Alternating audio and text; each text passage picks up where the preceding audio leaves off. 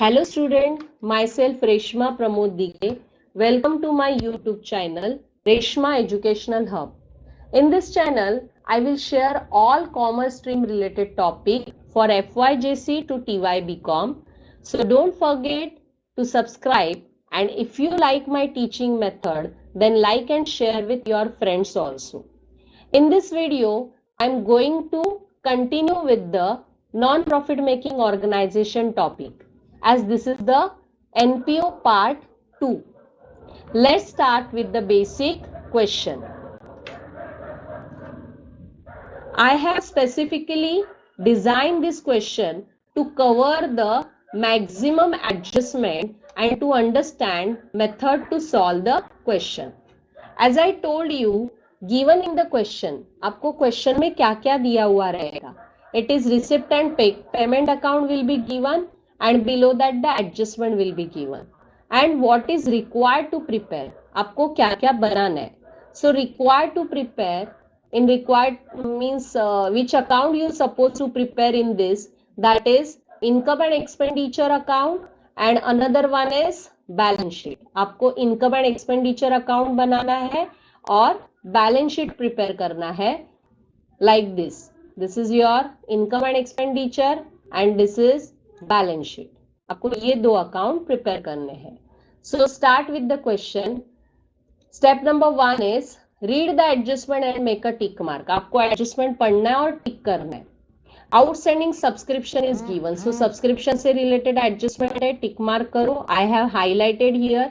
Furniture, so furniture पे tick करो. Donation capitalise, tick mark on donation. Next one office rent prepaid, so tick mark on office rent. Next one telephone expenses outstanding, so tick mark on telephone expenses. And capital fund, this is very very important. If it is given in the question तो आपका बहुत बड़ा काम खत्म हो जाता है. Capital fund अगर क्वेश्चन में दिया हुआ है तो स्ट्रेट अवे आपको इसे लिखना है लायबिलिटी साइड में. It will be transfer to balance sheet liability side. और अगर क्वेश्चन में ये दिया हुआ नहीं होगा, क्वेश्चन में नहीं दिया होगा, so you suppose to prepare opening balance sheet. यानी कैपिटल फंड दिया है, मतलब आपको सिर्फ दो ही अकाउंट बनाने हैं, that is income and expenditure and closing balance sheet. But suppose it is not given, you have to prepare opening balance sheet as a working note. So capital fund दिया है और वो ट्रांसफर करोगे आप लोग सीधा बैलेंस शीट के liability side में. Let's start with that only. हम लोग उससे ही शुरू करते हैं. ये हमारी बैलेंस शीट और बैलेंस शीट की ये लायबिलिटी साइड है. सो लायबिलिटी साइड में इनर कॉलम में ऑलवेज आपको लिखना है capital fund. So this is your capital fund. Capital fund आया आपका यहाँ पे. Now start posting. पोस्टिंग में मैंने आपको उसी दिन बताया था, as I told you in first video, कि रिसिप्ट साइड में जो भी दिया है, इट मींस डेबिट साइड में, वो मैक्सिमम सब क्रेडिट में जाने वाला है और क्रेडिट में जो भी दिया है वो डेबिट में जाने वाला है. एंड ऑलवेज अगर ओपनिंग बैलेंस बोला है, this is your cash opening balance and this is your closing balance. So opening balance अभी भी क्वेश्चन में देते हैं, इट विल बी इग्नोर्ड. वो आपको क्या करना है, ignore. Opening cash balance ignore, इसको आपको कहीं पे लिखना नहीं है. Next one is subscription.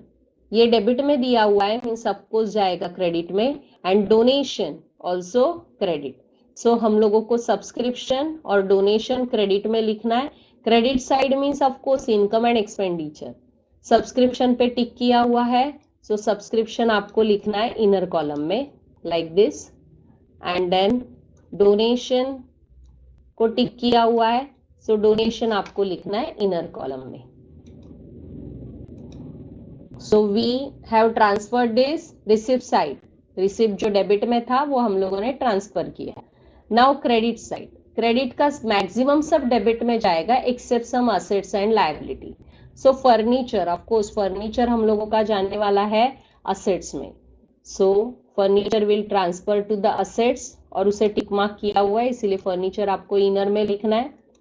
Now next, after furniture stationery credit, office rent credit, newspaper credit, telephone expense credit.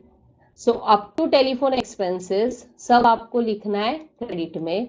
So हम लोग यहाँ पे ट्रांसफर करते हैं क्रेडिट साइड में.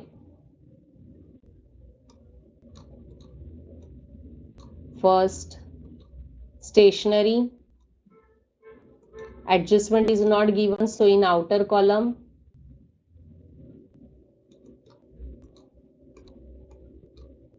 Next one is office rent, adjustment is given. Next one, newspaper, adjustment नहीं दिया है, बाहर लिखो.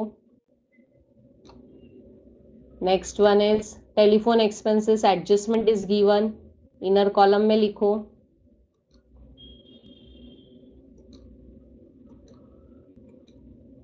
So आपका till telephone expenses सब ट्रांसफर करके हो गया. After this the investment is given, cash in hand and cash at bank. Investment transfer to the assets, cash, cash in hand, cash at bank, both are assets. So आपको ये सब कहाँ पे लिखना है? बैलेंस शीट के asset side में.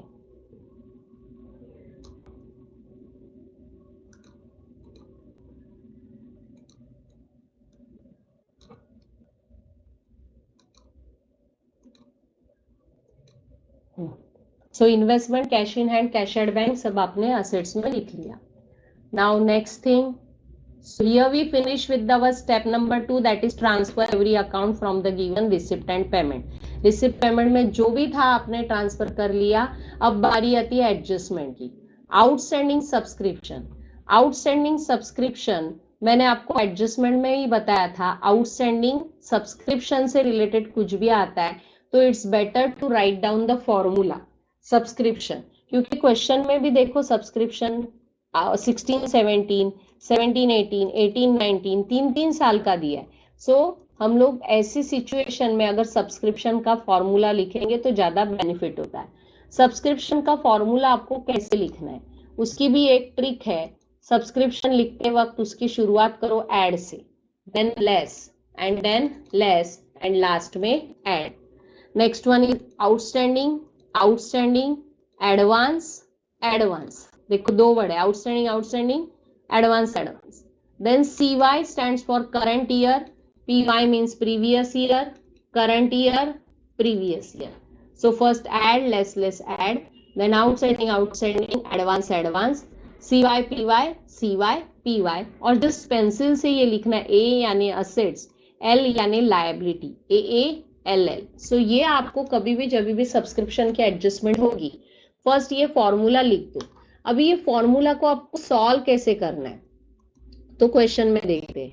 इन question यहाँ पे देखो सब्सक्रिप्शन दिया हुआ है 44,000 आपने ऑलरेडी लिख दिया है. अभी अमाउंट है जो 16, 17, 18, 19 की. सबसे पहले फोकस दो अपना करंट ईयर कौन सा है, 31/3/18 यानी 17, 18 मार्च है ना, मार्च. सो आपका करंट ईयर है 17, 18. सो करंट ईयर में जो रिसीव्ड हुआ वो हमें नहीं चाहिए. हम लोगों को करंट ईयर का सिर्फ आउटस्टैंडिंग चाहिए, प्रीपेड चाहिए. प्रीवियस ईयर का आउटस्टैंडिंग चाहिए, प्रीपेड चाहिए. कितना मिला उससे मतलब नहीं है.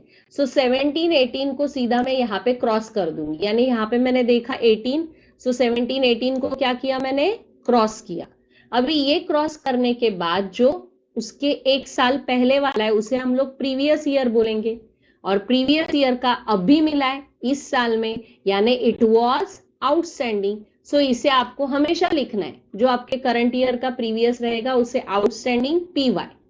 देन नेक्स्ट वन, अभी ये 18, 19 यानी नेक्स्ट ईयर का है जो अभी दिया हुआ है, it means it is advance for the current year. So always keep in mind जो ईयर है उसे क्रॉस करना है, पहले वाले को आउटस्टैंडिंग PY लिखना है, आगे वाले को एडवांस CY लिखना है. अभी ये लिखने से क्या होगा, फॉर्मूला में आउटस्टैंडिंग PY के सामने आपको लिखना है 2000 एंड एडवांस CY के सामने आपको लिखना है 2000. देखो this is your outstanding CY, outstanding PY के सामने आपको लिखना है 2000 and this is your advance CY के सामने लिखना है 2000. यानी आपने ये लिखने की वजह से आपका ये प्रॉब्लम सॉल्व हो गया कि ये अमाउंट कौन सी आएगी. इसके बाद आपको सब्सक्रिप्शन, इसे तो क्रॉस किया है, 40 को इग्नोर करो, 44,000 ऑलरेडी लिखा है, यानी सब्सक्रिप्शन से रिलेटेड आपका पूरा डाउट क्लियर हुआ होगा I think. Outstanding subscription for the year बोला है, ईयर यानी वो current year, and outstanding word तो उन्होंने दिया है, तो this is your outstanding CY. So outstanding CY 5000 यहाँ पे पढ़ो, और ये पढ़ते पढ़ते फॉर्मूला में ढूंढो कि कहाँ पे आउटस्टैंडिंग है, यहाँ पे है, CY कहाँ पे है, यहाँ पे, एंड द अमाउंट इज 5000. सो आपकी अमाउंट कितनी आई, 5000. यहाँ पे हम लोगों ने एडजस्टमेंट सॉल्व की, and every adjustment there are 2 effects. एक इफेक्ट तो आपने दे दिया, outstanding CY, outstanding PY, advance CY का, और advance PY is not there, इसीलिए ब्लैंक रखा है. अभी इसके सेकेंड इफेक्ट आने चाहिए, लेकिन सेकेंड इफेक्ट सिर्फ करंट ईयर का आएगा, प्रीवियस ईयर का इफेक्ट हम लोग देंगे नहीं. प्रीवियस ईयर का इफेक्ट अगर आपने ओपनिंग बैलेंस शीट बनाई है तो ही करना है, अदरवाइज प्रीवियस पुराना है भूल जाओ, प्रीवियस पुराना है भूल जाओ, लेकिन करंट ईयर तो याद रखना है. तो outstanding for the current year is 5000. ये 5000 मैंने यहाँ पे पेंसिल से लिखवा है, देखो ए, ये वर्ड याद रखो, पहला दोनों ए देन LL. सो ए यानी assets, so it will be transferred to the balance sheet assets. ये आपकी जो बैलेंस शीट assets है, assets साइड में आप लोगों को लिखना है आउटस्टैंडिंग सब्सक्रिप्शन. उसके बाद ये जो L है एडवांस CY, और एक CY है ना, and it is 2000. So advance CY यानी हम लोगों को प्री रिसीव्ड हुआ है, तो it will be transfer to the balance sheet liability side. वो कहाँ पे आएगा, आपके बैलेंस शीट के लायबिलिटी साइड में, प्रीपेड सब्सक्रिप्शन, और we can say advance subscription. हम लोग उसे क्या लिखेंगे, advance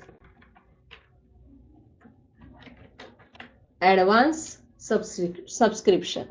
after this outstanding and advance आपके 2 इफेक्ट तो हो गए, because as it is every adjustment there are 2 effect, आपने 2 जगह पे लिख दिया है, बात खत्म. Now next one, depreciate furniture. Depreciation के 2 effect. Depreciation is the reduction in the value of the assets. Final account में भी बहुत बार किया हुआ है, तो रिडक्शन यानी लेस करो. सो डेप्रिसिएशन 10% आपको लेस करना है. 12,000 का 10% आता है 1200, आंसर इज 10,800. ये हुआ less from assets and it is your loss. Second effect debit में जाएगा, मैंने एडजस्टमेंट दिया है वो अच्छे से पढ़ो, बाय हार्ट करो. सो डेप्रिसिएशन ऑन फर्नीचर आप लोगों को लिखना है डेबिट साइड में. Okay, so depreciation on furniture आपका आएगा डेबिट साइड में, इनकम एंड एक्सपेंडिचर के एक्सपेंडिचर साइड में यानी डेबिट साइड में, to depreciation on furniture. Next one is donation capitalise. So 50% donation capitalise. Capitalise के 2 इफेक्ट ऑलरेडी आपको दिए हैं. जो भी कैपिटलाइज करना है वो कम होगा, यानी लेस फ्रॉम डोनेशन. यहाँ से आपको लेस करना है. लेस कैपिटलाइज करके सेकेंड इफेक्ट आपका जाएगा, आपको कैपिटल फंड में ऐड करना है. So this is our capital fund, और कैपिटल फंड में वो ऐड होगा, ऐड डोनेशन कैपिटलाइज, यानी यहाँ से 50% कम किया और ये डोनेशन हम लोग कैपिटल फंड में बढ़ा रहे हैं. तो पहले फंड 20 था, अभी वो 9000 से बढ़ गया. कैपिटलाइज डोनेशन के बाद नेक्स्ट है prepaid office rent. Prepaid, outstanding को तो ऐड करना है, तो प्रीपेड अगर आया तो आपको उसे लेस करना है. सो प्रीपेड आपको बोला है, मतलब आपको लेस करना है. सो ऑफिस रेंट आपको लेस करना है, और वो लेस करके आंसर आ रहा है 2000. 2600 minus 600 is 2000. Office rent prepaid less हुआ. आउटस्टैंडिंग का आपका इनकम का इफेक्ट जाता है असेट्स में, और ये जो है वो प्रीपेड एक्सपेंसेस है. आउटस्टैंडिंग एक्सपेंसेस लायबिलिटी में जाता है, ये बाय हार्ट होना चाहिए आपको. Outstanding expense liability, outstanding income assets. So outstanding expense अगर लायबिलिटी में जाता है तो प्रीपेड एक्सपेंस आपका असेट्स में जाएगा.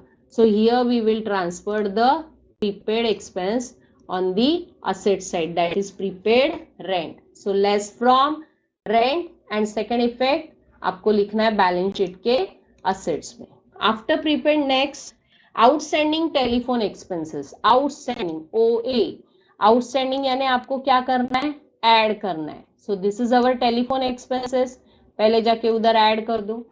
ऐड करने के बाद सेकेंड इफेक्ट आपका जाएगा outstanding expenses. I told you it means balance sheet liability side, so second effect आपका जाएगा बैलेंस शीट के लायबिलिटी साइड में outstanding, okay, outstanding telephone expenses. Every adjustment there are two effect, ये बोलते बोलते ही क्वेश्चन करो।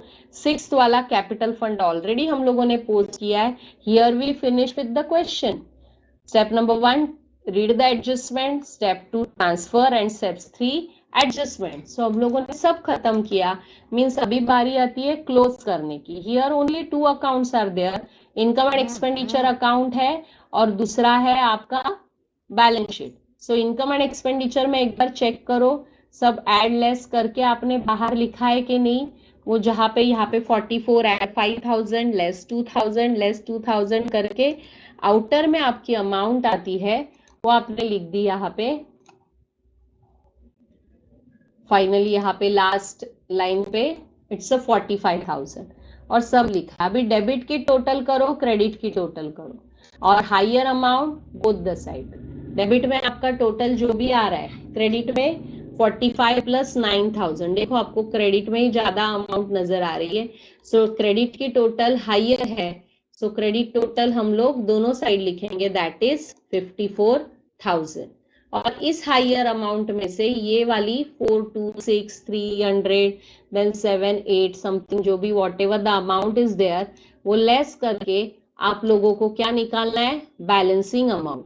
सो 54,000 minus this is 45,340 is your balancing figure. अभी ये ऑलरेडी 54 है तो डिफरेंस यहाँ पे नहीं आएगा, डिफरेंस आपका कम वाला जो है माइनस करके आया वो ये साइड में आएगा। और अगर आप चेक करोगे 4 + 2 + this then you will get 54,000। So ये जो डेबिट का बैलेंस है उसे हम लोग बोलेंगे सरप्लस। नॉर्मली आप लोग प्रॉफिट वर्ड यूज करते हो, but this is NPO, non profit making organisation, तो ये आपका आएगा सरप्लस। और ये सरप्लस आने के बाद आपको कहाँ पे जाना है, तो कैपिटल फंड में जाना है। अगर सरप्लस आया तो ऐड करो, अगर डेफिसिट आया तो लेस करो। So I have added this surplus, और सरप्लस ऐड करके 20,000 एड डोनेशन का 929 प्लस 45 340 करके our answer is 74,340। And then add करो ये अमाउंट 74 प्लस 76 940। सो यहाँ पे हम लोगों की टोटल आती है 76,940। And here also check 10,823 then 30, सब इसकी टोटल करके आपका टोटल आना चाहिए 76,940। And here our balance sheet tally. ये क्वेश्चन जो है आपको क्या करना है, फर्स्ट क्वेश्चन आप लोगों को लिख के लेना है इधर, और I will share you the PDF में से ये क्वेश्चन पढ़ो, स्टेप बाय स्टेप फॉलो करो, and then you will definitely get idea how to solve the question कैसे सॉल्व करना है वो आइडिया आएगा आपको। ये बेसिक क्वेश्चन था। After this I will solve some board problem, and next time we will discuss in detail on this subscription adjustment. Okay, thank you so much.